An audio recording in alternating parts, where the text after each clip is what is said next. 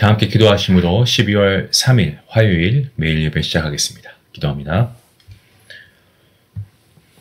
거룩하신 하나님 감사합니다. 오늘도 우리가 하나님의 은혜 가운데 귀한 예배 자리에 나와서 예배하게 하시니 감사합니다. 예수님의 십자가를 통하여 베풀어 주신 하나님의 사랑과 예수님의 부활하심을 통하여서 우리에게 영생의 소망을 주신 거룩하신 하나님께 감사와 찬양과 영광을 올려드립니다. 아버지, 오늘도 우리가 십자가 사랑과 은혜 안에 거하게 하여 주시옵소서.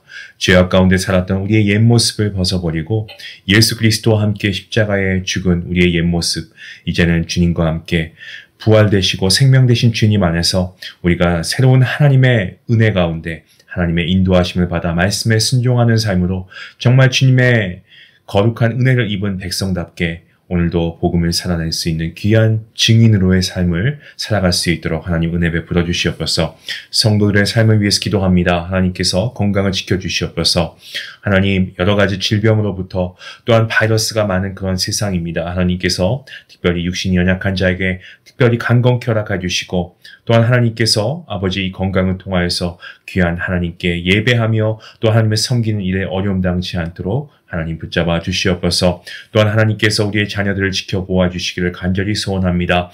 정말 우리의 다음 세대가 말씀의 세대가 되게 하시고 하나님이 귀하게 사용하시는 귀한 일꾼들이 될 수 있도록 하나님 이들을 준비시켜 주시옵소서. 하나님, 무엇보다 또한 우리 교회 가운데 주님께서 시대적인 사명을 감당할 수 있도록 허락하여 주시고, 정말 우리가 새롭게 다가오는 2025년 새해에 정말 우리가 복음으로 무장하고 정말 이 복음을 우리가 널리 증거할 수 있는 아버지, 그러한 주님의 지상 명령에 순종하는 주의 백성들이 될 수 있기 원합니다. 주님, 복음으로 충만한 한 해가 될 수 있도록 우리를 사용하시고 말씀의 충만, 성령의 충만, 기도의 충만, 찬양의 충만한 우리 성도들 될 수 있도록 하나님 은혜 베풀어 주시옵소서. 오늘도 우리가 드리는 매일 예배 가운데 함께 하시고 말씀을 통하여 큰 은혜 주실 하나님을 기대하며 나아가오니 주여 우리의 마음 가운데 말씀의 은혜가 충만케 허락하여 주시옵소서. 감사하며 예수님의 이름으로 기도하옵나이다. 아멘. 찬송가 370장 함께 하시겠습니다.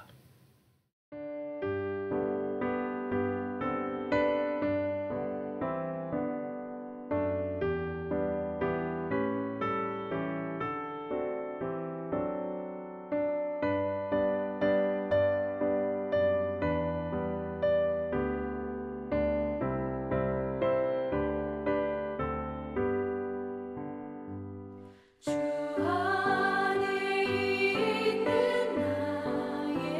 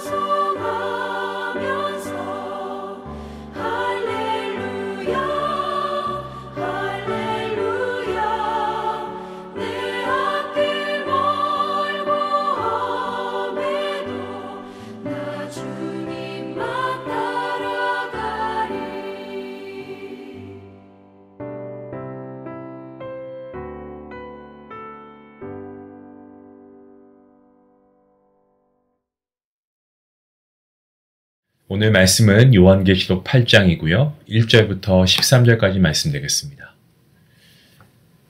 이 말씀을 함께 읽도록 하겠습니다. 1절 말씀부터 함께 봅니다. 일곱째 인을 떼실 때에 하늘이 반 시간쯤 고요하더니 내가 보매 하나님 앞에 일곱 천사가 서 있어 일곱 나팔을 받았더라. 또 다른 천사가 와서 제단 곁에 서서 금향로를 가지고 많은 향을 받았으니 이는 모든 성도의 기도와 합하여 보좌 앞 금제단에 드리고자 함이라. 향연이 성도의 기도와 함께 천사의 손으로부터 하나님 앞으로 올라가는지라. 천사가 향로를 가지고 제단에 불을 담아다가 땅에 쏟음에 우레와 음성과 번개와 지진이 나더라. 일곱 나팔을 가진 일곱 천사가 나팔 불기를 준비하더라. 첫째 천사가 나팔을 부니 피 섞인 우박과 불이 나와서 땅에 쏟아지매 땅의 3분의 1이 타버리고 수목의 3분의 1도 타버리고 각종 푸른 풀도 타버렸더라. 둘째 천사가 나팔을 부니 불 붙는 큰 산과 같은 것이 바다에 던져지매 바다의 3분의 1이 피가 되고 바다 가운데 생명 가진 피조물들의 3분의 1이 죽고 배들의 3분의 1이 깨지더라. 셋째 천사가 나팔을 부니 횃불같이 타는 큰 별이 하늘에서 떨어져 강들의 3분의 1과 여러 물샘에 떨어지니 이 별 이름은 쓴 쑥이라. 물의 3분의 1이 쓴 쑥이 되매 그 물이 쓴 물이 되므로 많은 사람이 죽더라. 넷째 천사가 나팔을 부니 해 3분의 1과 달 3분의 1과 별들의 3분의 1이 타격을 받아 그 3분의 1이 어두워지니 낮 3분의 1은 비추임이 없고 밤도 그러하더라. 내가 또 보고 들으니 공중에 날아가는 독수리가 큰 소리로 이르되 땅에 사는 자들에게 화가 있으리니 이는 새 천사들이 불어야 할 나팔 소리가 남아있음이로다 하더라. 아멘. 어제 이어서 우리가 7장, 오늘 8장 우리가 함께 말씀을 묵상하게 됩니다. 요한계시록 8장은요, 하나님의 침묵으로부터 시작하고 있는데요. 여태까지 하나님은 6가지 인 심판을 가지고 이 세상을 4분의 1을 전쟁으로 그리고 기근으로 또 내란, 전염병으로 사망으로 심판하셨습니다. 그야말로 정말로 혼비백산할 만한 아비규환과도 같은 엄청난 혼란과 동요가 이 세상에 가득한 바로 그때 마지막 7째 인이 열리자 또 하나의 심판이 시작된 것이 아니고 반시 동안 하늘의 침묵이 시작이 되었습니다. 자, 하지만 이 고요함은요, 말 그대로 폭풍 전야의 그러한 고요함이었습니다. 총알이 빗발치고 포탄이 사방에서 터지는 전쟁터에서 마치 잠시 찾아온 그런 고요함처럼 그것은 어떤 평화의 고요함이 아니고요, 더 큰 재앙을 상징하는 침묵이었습니다. 하지만 하나님께서는 이러한 침묵을 통해서 죄인들이 죄를 깨닫고 돌아오기를 원하고 계셨습니다. 침묵 가운데서도 하나님께서는 여전히 우리의 고통 속의 기도에 또 우리의 부르짖음을 하나님께서는 듣고 계시는 겁니다. 본문 3절과 4절 말씀을 보시면 이 본문에서 하늘의 침묵이 진행되는 동안 여전히 성도들의 기도는 하나님 앞에 올라가고 있었다라는 것을 말씀하고 있습니다. 성도들의 기도가 어디에 담아집니까? 본문 3절 말씀을 보시면 금으로 만든 향로에 기도가 담긴다라고 기록하고 있죠. 특별히 본문에서 기도는 향으로 비유되고 있습니다. 성도들의 기도가 하나님께 향기로운 향기로 바쳐지고 있다라는 말씀입니다. 저와 여러분이 기도할 때 하나님이 듣지 않는다고 느껴질 수가 있습니다. 예, 그런 때가 있죠. 저도 마찬가지입니다. 하지만 그것은 우리의 느낌일 뿐이고요. 사실 그렇지가 않습니다. 성도가 드리는 기도는 하나님께 올려지는 기도인 줄로 믿습니다. 분명히 하나님께서 듣고 계십니다. 우리가 이 세상 가운데 억울한 일을 당하고 어떤 고통이나 부조리 가운데 우리가 신음하고 있을 때 여전히 하나님께서는 우리의 아픈 사연을 바라보고 계시고요. 우리를 지켜보고 계시고 하나님께 부르짖는 그 모든 기도 하나님이 다 듣고 계신다라는 것입니다. 때문에 우리는 힘들고 어려워도 포기하지 말고 인내함으로 기도해야 할 줄로 믿습니다. 우리의 인생의 환난과 고통이 찾아올 때에 사방으로 우겨쌈을 당한다고 해도 우리가 정말 전우좌우가 다 막혀있는 정말 진퇴양난의 상황을 우리가 맞이한다고 해도 여전히 하나님께서는 우리의 기도를 듣고 계신다라는 사실, 저와 여러분이 잊지 말아야 할 것입니다. 여러분, 콩나물에 물을 주는 것 경험해 보신 분 어떻습니까? 하나님께 기도하는 것이 이와 같지 않을까요? 마치 콩나물에 물 주는 것 같아 얼핏 보기에는 우리가 잘 모르죠. 처음에 콩나물에 물을 주면은 콩은 전혀 자라지 않습니다. 그냥 물만 계속 소비되는 것 같고 아까운 것 같아요. 계속 물이 빠져나가는 것 같아 보입니다. 하지만 계속해서 물을 주면 어떻습니까? 새 콩에서 싹이 나고 자라지 않습니까? 아무런 의미가 없어 보이던 이런 물을 붓는 행위가 사실 콩을 자라게 했던 겁니다. 마찬가지입니다. 우리의 기도 역시 지금 당장 아무런 효과가 없어 보일 수도 있습니다. 하지만 하나님께서는 우리의 기도를 지금도 듣고 계시기 때문에 여러분, 기도의 흔적이 지금 당장 내 눈앞에 나타나지 않아도 우린 기도해야 됩니다. 우리 하나님은요, 분명히 하나님의 시간에, 하나님의 뜻 가운데 하나님의 방법으로 우리의 기도를 이루실 하나님이십니다. 하나님은 우리의 기도를 들으시는 하나님 아버지이심을 우리가 분명히 믿습니다. 나팔재앙이 나오고 있습니다. 나팔재앙의 특징은요, 첫 번째부터 네 번째까지 재앙까지는 자연계에 대한 재앙이었고, 이로써 인류는 간접적인 재앙의 영향을 받게 될 수밖에 없죠. 그리고 다섯 번째부터 일곱 번째 재앙은 직접적으로 사람에게 임하는 재앙입니다. 이러한 차이가 있음을 알고 우리가 본격적으로 8장에 등장하는 네 가지 나팔 재앙들을 한 번씩 살펴보길 원하는데요. 첫 번째 나팔 재앙은 땅의 재앙입니다. 본문 7절 말씀에 나와 있죠. 땅을 타겟으로 하고 있습니다. 땅의 3분의 1이 첫 번째 나팔 재앙으로 인해서 불타버립니다. 우박 그리고 불은 이 하나님의 심판의 도구로 상징됩니다. 하나님께서는 애굽 땅에 재앙을 내리실 때에도 이 같은 도구를 사용하셨습니다. 그리고 피가 섞였다는 것은요, 이것은 무자비한 심판을 의미하는 말씀인데요. 이 재앙으로 인해서 많은 사람들이 목숨을 잃게 될 것입니다. 또한 어떤 사람들은 7절에 등장하는 피 섞인 우박을 현대식 무기로 해석하는 경우도 있습니다. 어떤 신학자들은 핵무기라고도 해석하기도 하는데요. 나팔재앙은 그 해석이 다양하고 신학자들마다 그 의견이 너무나 분분합니다. 하지만 한 가지 분명한 사실이 있습니다. 그것은 이 첫 번째 재앙은 과거에 소돔과 고모라를 유황불로 심판하셨던 하나님을 떠올리게 한다는 거죠. 하나님께서는 인간이 만든 무기를 사용하시지 않아도 자연적인 재해를 사용하셔도 얼마든지 심판하실 수 있는 하나님이십니다. 소돔과 고모라 보면 그렇지 않습니까? 하룻밤 사이에 여러분, 유황불로 소돔과 고모라가 소멸되었습니다. 마찬가지로 피 섞인 우박과 불로 인해서 이 지구의 3분의 1 파괴될 수 있습니다. 어떤 신학자들은 땅의 3분의 1이 파괴되기 때문에 인류의 엄청난 식량난이 분명히 다가올 것이다라고 예상했습니다. 이것은 앞에 요한계시록 6장에 등장하는 세 번째 인재앙으로 인한 기근과도 좀 일맥상통하는 부분인데요. 하지만 아직도 땅의 3분의 1이란 이 정해진 수치만큼만 파괴된다는 것은 이 두려운 재앙도 하나님의 손 안에 있다는 거죠. 하나님의 컨트롤 안에 있다는 것을 보여주고 있습니다. 자, 첫 번째 땅의 재앙, 두 번째는요, 나팔 재앙이 뭘 의미합니까? 바다의 재앙을 말하고 있죠. 본문 8절과 9절 말씀에 나와 있는 말씀이죠. 바다, 심판의 대상이 바다입니다. 바다의 3분의 1이 피가 되고 바다 가운데 생명 가진 피조물의 3분의 1이 죽고 배들의 3분의 1이 깨어지더라 라고 이렇게 기록하고 있습니다. 바다의 3분의 1이 피가 됐다고 했습니다. 온 세계가 살육과 살상으로 인해서 피바다가 됩니다. 배들의 3분의 1이 깨어진다고 했습니다. 이 재앙으로 인해 바다 가운데 사는 피조물들의 3분의 1이 죽임을 당하게 됩니다.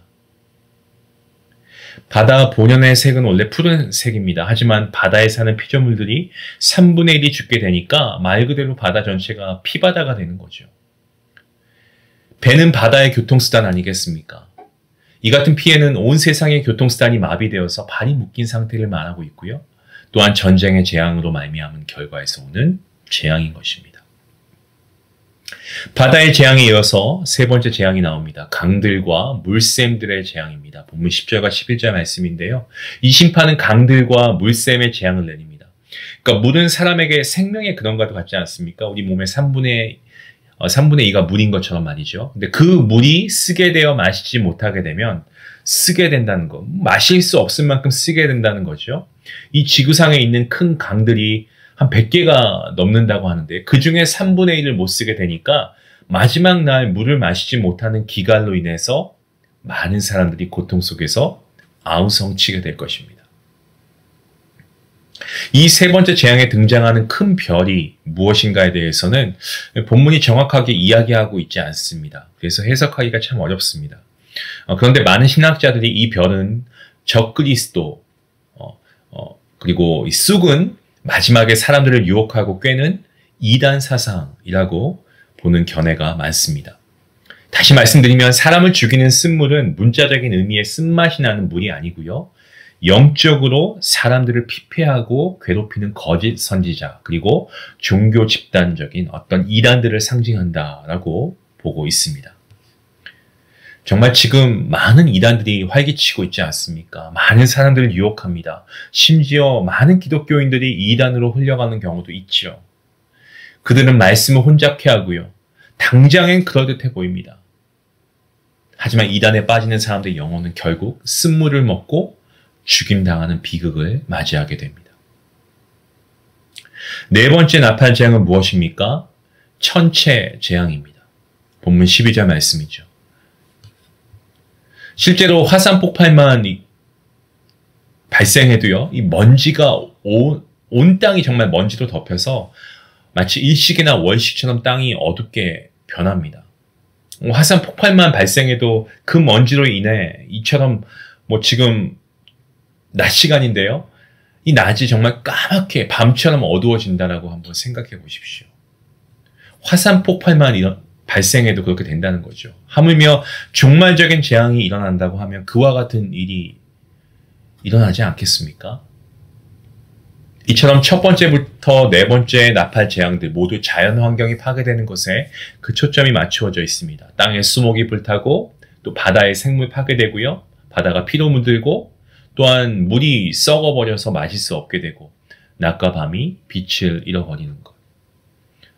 이 광경을 보고 신학자들은 뭐라고 말하냐면 이것이야말로 땅의 지옥이 아니고 뭐겠느냐라고 얘기합니다. 그쵸? 그게 지옥의 모습이겠죠. 왜 하나님은 그러면 이처럼 끔찍한 재앙들을 내리시는 걸까요? 하나님께서는 이 심판들을 통해서 결국에는 죄인들이 하나님께 돌아오기를 원하셨습니다. 하나님의 심판 그 자체는 두려운 것입니다. 예, 맞습니다. 하지만 그 심판의 의미가 무엇인지 우리가 분명히 알 때에 우리는 여전히 하나님의 한없는 사랑과 은혜를 깨닫게 되는 줄로 믿습니다. 여러분, 부모가 회초리를 들수록 자녀가 어긋나지 않는다라는 말이 있습니다. 물론 그렇다고 자녀를 우리가 회초리를 들면서 무조건 양육해야 된다는 건 아니죠. 하지만 사랑에 매라는 것이 있지 않습니까? 마찬가지로 하나님께서 내리시는 재앙이 클수록 오히려 죄인들을 향해 회개하고 돌아올 것을 말씀하시는 하나님의 목소리구나 라는 것을, 이 목소리가 크게 들리는 것이구나 라는 것을 우리가 분명하게 알아야 합니다. 사랑하는 성도 여러분, 지금 우리가 힘들고 억울한 일을 당해 하나님께 매달리고 있는데 여전히 하나님의 응답이 없을 수가 있습니다. 이런 상황들이 우리로 하여금 낙심하게 하며 어떤 사람들은 이 하나님의 침묵 때문에 신앙을 저버리고 심지어 교회를 떠나버리는 경우도 많이 있습니다. 하지만 우리가 오늘 읽고 있는 이 요한계시록 8장은요. 이러한 영적 침묵 가운데 나타나는 하나님의 특징들이 있지 않습니까? 심판을 통해서 하나님은 우리가 하나님께 돌아가길 원하십니다. 여러분, 함께 기도하십시다. 그리고 우리가 정말 세상을 심판하시는 하나님, 하지만 그 세상의 심판이 결국 하나님께 돌아오기를 원하시는 하나님 아버지의 마음임을 우리가 알고 그 하나님 앞에 우리가 더욱더 신실하게 복음으로 나아가며 오늘도 우리가 회개하며 나아갈 수 있는 우리의 모습이 될 수 있기 원합니다. 낙심하지 마십시오. 이 심판이 우리에게는 귀한 잔치의 시간이 될 것입니다. 하지만 우리의 사랑하는 가족들, 우리의 친지들, 우리의 이웃들, 친구들 아직 주님을 모르고 죽어가고 있다면, 그 영혼들이 죽어가고 있다면 여러분 더 이상 주저하지 마시고 우리가 복음을 전하고 이들과 함께 우리가 하나님 나라에 입성할 수 있는 귀한 은혜가 있길 원합니다. 여러분 오늘 말씀을 통해서 심판자 하나님 두렵고 떨리는 마음으로 우리가 하나님 앞에 나아가고 정말 이 영적인 침묵 가운데에서도 하나님께서 우리에게 주시는 그 기다리심 우리가 기억하며 하나님께 나아갈 수 있는 우리 모두가 될 수 있기를 바랍니다. 우리 함께 기도하시겠습니다. 하나님 감사합니다. 오늘 요한계시록 8장 말씀을 통해서 침묵 가운데서 우리에게 주시는 하나님의 그러한 특징들을 우리가 함께 살펴보고 또 하나님의 그 인내하심을 우리가 다시 한번 바라보며 나아가게 하시니 감사합니다. 오늘도 우리를 참으시고 우리를 기다리고 계시는 하나님, 우리가 죄에 속해 정말 죄로 인해 죽어갈 수밖에 없는 우리의 모습을 하나님께서 아시고 구원받은 백성임에도 불구하고 오늘도 우리가 세상 가운데 타협하고 살아가고 있는 우리의 연약한 모습을 통해 하나님께서 말씀하십니다. 내게 돌아오라. 내게 돌아오라. 하나님, 이 말씀의 메시지를 우리가 기억하고 속히 하나님께 돌아갈 수 있길 원합니다. 침묵의 때에 더욱더 하나님께 회개하며 나가게 하시고 때론 우리에게 환난과 고난을 통하여서 우리에게 주시는 메시지가 하나님께 돌아오라고 하는 메시지라고 우리가 깨달음이 있다면 우리가 하나님께 회개하며 하나님 눈물로 호소하며 우리의 죄를 하나님께 내어놓고 주의 보혈로 정함받아 다시금 거룩한 백성으로 하나님 앞에 설 수 있는 귀한 우리 모두가 될 수 있도록 인도하여 주시옵소서. 심판의 하나님이시지만 그 심판을 통하여 우리를 끝까지 구원하시고자 하는 그 주님을 우리가 생각하며 감사함으로 하나님께 나아가오니 주여 우리의 마음이 정말 하나님의 마음이 되게 하시고 오늘도 이 땅을 바라보지 않고 우리의 소망 되신 주님을 바라보며 심판의 주로 오실 그 예수님을 우리가 신부가 되어서 은혜롭게 또한 우리가 지혜롭게 신실하게 말씀 안에서 주님을 기다리는 거룩한 주의 신부가 될 수 있도록 인도하여 주시옵소서. 감사하며 예수님의 이름으로 기도합니다. 아멘. 오늘 말씀을 생각하시면서 이 세상을 심판하시는 하나님에 대해서 우리가 조금 더 하나님에 대한 경외함을 가지길 원합니다. 그리고 하나님께서 우리와 함께 하시고요. 마지막 때에 우리가 정말 더욱더 믿음을 지키기 어려운 이 마지막 때에 우리가 침묵하시는 하나님에 대해서 원망할 것이 아니고 우리의 기도 하나님이 다 듣고 계십니다. 낙심하지 마시고 여러분 하나님 앞에 나아가시고요. 하나님의 한없는 사랑과 은혜를 기대하시면서 오늘도 우리가 죄인인 우리가 하나님 앞에 나아가는 것 정말 이 땅의 심판이 정말 분명히 임할 것입니다. 하지만 우리가 그 안에서 주님을 바라고 주님이 원하시는 모습으로 살아갈 수 있기 원합니다. 하나만 기억하십시다. 하나님의 구원 역사는 오늘도 이루어지고 있습니다. 하나님께 나아가시고 인내하시는 하나님 앞에 속히 회개하며 나아갈 수 있는 여러분 모두가 될 수 있기 원합니다. 우리가 함께 그것을 생각하며 기도하기 원합니다. 기도하시겠습니다.